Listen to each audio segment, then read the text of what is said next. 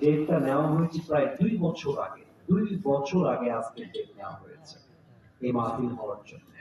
আমি কমিটির ভাইদেরকে ধন্যবাদ জানাই। আমি কথা বলছি কারা? এই ছেলেরা, এই আপনারা পুলিশ ভাই কিংবা সদস্যরা যিনি কন্ট্রোল করেন, আমি আওয়াজ চাই না। আমার মুরব্বীরা বসে আছে, অপশনাল যুবকরা চাতক পাখির মতো বসে আছে। পরিবেশ নষ্ট করা যাবে না।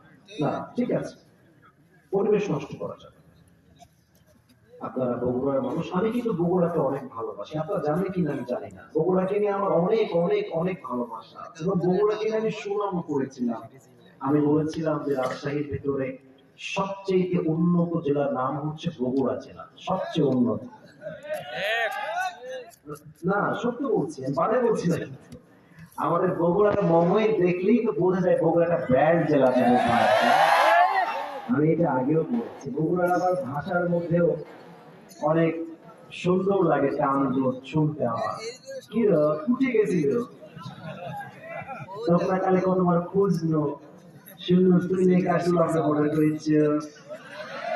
এই টানগুলো ভালো লাগে। তুই কি ভাত খাসু, তুই কি যাবো। আবার মায়েরা, মানে আমাদের মায়েরা মাঝে মাঝে বলে, আয় হায় এখনই তুই আমার সাথে ইটা করেছ, আর অতদিন পরে আছে। নিজের ভাগেরটা সত্যা খিলে তোকে মানুষ করলাম, কিছু জন্ম দিলাম হাই রে। এই যে টানগুলো ভালো লাগে। আপনাদের বগুড়ার কাহালুকে আমি চিনেছিলাম বজলুর রশিদ হুজুরের মাধ্যমে। জীবনের প্রথম কাহালুর নাম শুনেছিলাম। আপনারা চেনেন না সবাই ওনাকে ভাইজান?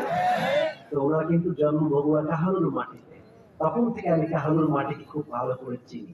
তো আমি দোয়া করছি, আল্লাহ আমাকে তুমি এমন কিছু কথা বলার তৌফিক দিও যে কথা আমার জন্য, আমার মুরব্বীদের জন্য, যুবকদের জন্য, মা বোনদের জন্য যেন হেদায়েতের ওয়াসিলা হয়ে কাজ করে। বলেন সবাই আমিন। তাকবীর হবে, তাকবীর শেষ, তাফসীর শুরু হবে। দাঁড়িয়ে থাকা যাবে না। মাফ চাচ্ছি, ক্ষমা চাচ্ছি বলার জন্য, কিন্তু দাঁড়িয়ে থাকা যাবে না। দাঁড়িয়ে থাকবেন যদি, মাহফিলে কেন আসলেন ভাইজান?